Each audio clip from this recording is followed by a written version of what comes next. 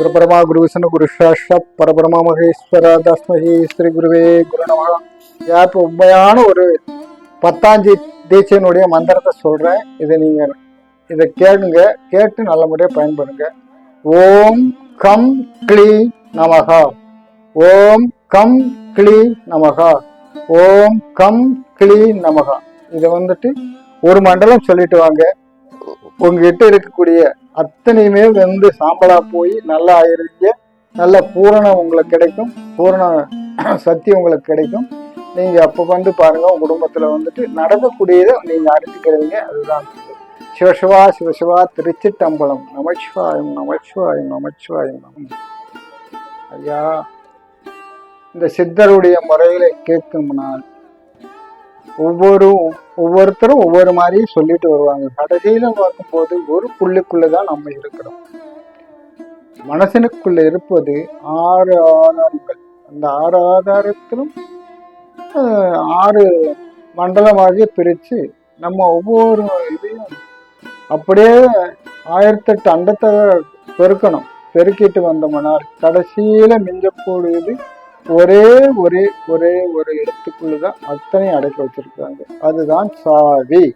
அந்த சாவியை திறக்கிறதுக்கு திறவுகோல் சொல்லுவாங்க. அந்த திறவுகோலை தேடிதான் எல்லா மனிதனும் வளர்ந்து கொண்டு இருக்கிறாங்க. பெரிய பெரிய பணக்காரன் கோடீஸ்வரங்கள்லாம் இதை தேடிட்டு இருக்கிறாங்க. சில பேர், எத்தனையோ பேர் தேடி கடைசியில தோல்வியும் அடைஞ்சிருக்காங்க, வெற்றியும் கொண்டிருக்காங்க. இந்த கலியுகத்துல தேடுவது ரொம்ப அரிது. அது கிடைப்பது ரொம்ப அரிது. அது கிடைச்சிட்டால் அது வச்சு வாழறதுக்கு ரொம்ப அரிது. அது கிடைச்ச உடனே அவங்களுக்கு வேற விதமான மனதில் தோன்றும். அதை எப்படி பிரயோகம் பண்றவங்க கூட தெரியாது. அப்படியே கொண்டு வந்தா இது இந்த திறவுகள் கையில கிடைக்கும். அப்படி கிடைச்சிட்டால் அதை வச்சு பாதுகாப்பது ரொம்ப கடினம் கடினம் கடினம். இந்த கடினத்திலையும் ஒரு நல்ல எண்ணம் இருக்கணும். அந்த கிடைச்சவனுக்கு ஒரு நல்ல எண்ணம் இருக்கணும். அவன் பரம ஏழையாத்தான் இருப்பான். அவன் கோடீஸ்வரனா இருக்க மாட்டான். காடுகார பூமி நலங்கள்லாம் இருக்காது. இருந்தாலும் அவன் ஒரு பரதேசி மாதிரி இருப்பான். அது நீங்க கண்டுபிடிக்கிறது ரொம்ப கஷ்டம். அது சொல்லியிருக்காரு அகத்தியர் பெருமான். ரொம்ப ஒரு கிராமத்தில் இருப்பார். ஒரு பெரிய பட்டணத்தில் கீழே தெருவுக்கடியில் படுத்திருப்பார். ஒரு மடத்துல படுத்திருப்பார். ஒரு அனாதி சந்தியில படுத்திருப்பார். அனாதி ஒரு விடுதியில படுத்திருப்பார். அவர் எங்க இருப்பாரு தெரியாது. மனிதன் இறைவனாகலாம் அப்படின்னு நம்ம வீடியோவெல்லாம் போட்டிருக்கிறோம். அது மாதிரி அவன் இறைவன்.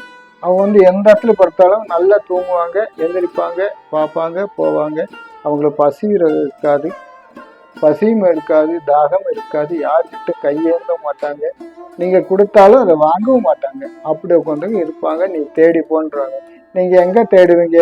அந்த அப்படி தேடக்கூடியவங்க இவங்க போக முடியாது. பார்க்கறவங்க கண்கள்லாம் ஒரு மஞ்சளா தான் தெரியும். அது மாதிரியா மஞ்சள் காமால வந்த மாதிரி நம்ம சுத்தி பார்த்தால் ஒரு கோடியில் ஒரு மனிதன் இருப்பான்.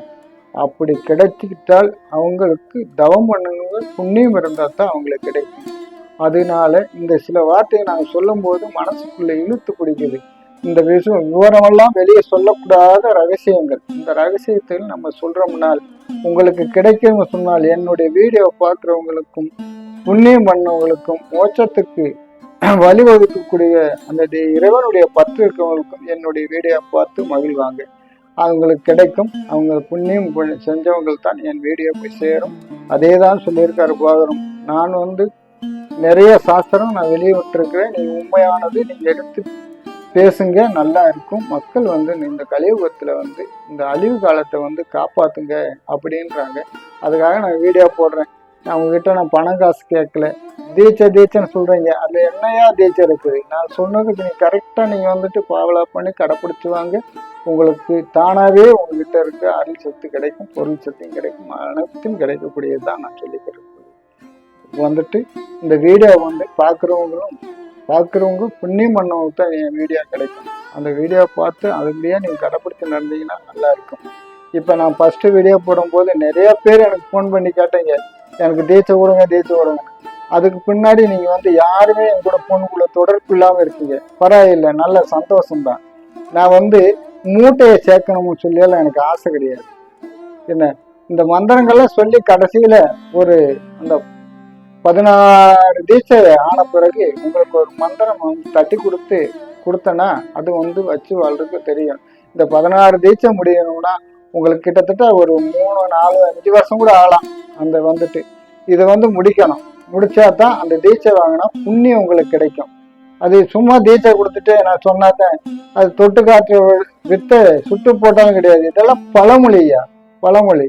பாடுபடாம வந்து பயிர் விளையாது. பயிர் விளைஞ்சா அறுவடை பண்ணணும். அறுவடை பண்ணு வீடு கொண்டு சேர்க்கணும். ஃபர்ஸ்ட் பாடுபடணும்.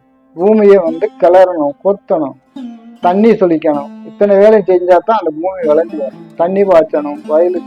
வயலுன்னு சொன்னா தண்ணி பாய்ச்சணும். சேர் உண்டாக்கணும். சேர்ல வந்து குளதலையை போட்டு மெத்தி மேவணும். மேவி அதுல வந்து அழுகணும். அழுகி பயிர் நடணும். பயிர் நட்டா அதை பூச்சி அடிக்காம சாம்பல் போடணும். சாம்பல் போட்டு விவசாயம் பண்ணாங்க.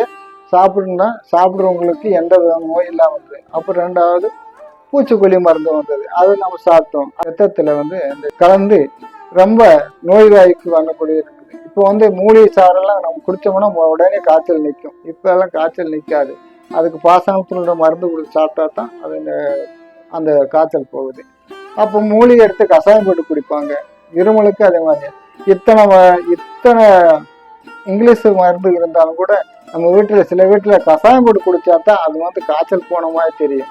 அது மாதிரி இருக்கு. ஒரு தலைவலினாலும் ஒரு மூலிகை சாறு எடுத்துட்டு வந்து 2 காதில் ஊற்றுவாங்க. தலைவலி நிற்கும். அது அந்த சித்தர் சொன்னது என்னமே வீண் போகாது. அது பொய்க்காது. அது நிஜமானது, உண்மையானது. அது வந்துட்டு அதை நீங்க கடைபிடிச்சு நடந்தீங்கனால் உங்க குடும்பத்துல எந்த நோய் வந்தாலும் அகர்ந்து போயிடும். பாருங்க, எப்படிதான் நம்ம எத்தனை பணம் கட்டினாலும் கூட கடைசியில சொல்லக்கூடிய வார்த்தை இறைவன் காப்பாற்றுவாரு. ஆண்டவங்கிட்ட போய் முறையிடுங்க, உங்க குழந்தைங்க நல்லா இருக்கும் அப்படி சொல்லுவாங்க.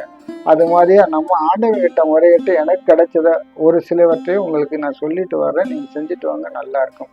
சிவசிவா சிவசிவா. திருச்சிற்றம்பலம், திருச்சிற்றம்பலம், திருச்சிற்றம்பலம்.